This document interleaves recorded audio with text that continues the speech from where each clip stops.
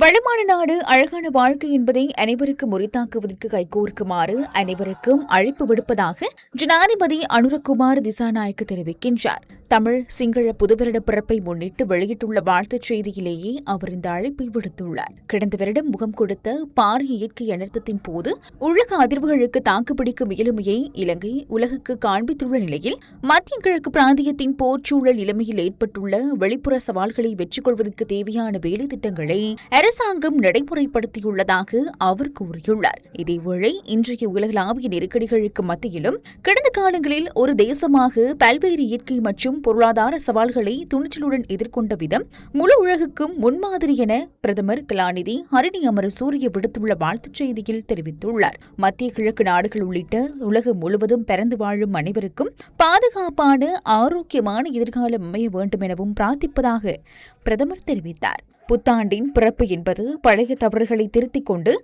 புதிய ஆண்டுக்குள் அடியெடுத்து வைப்பதாகும் எனவும் புத்தாண்டு வாழ்த்துச் செய்தியில் எதிர்க்கட்சித் தலைவர் சஜித் பிரேமதாச குறிப்பிட்டுள்ளார்.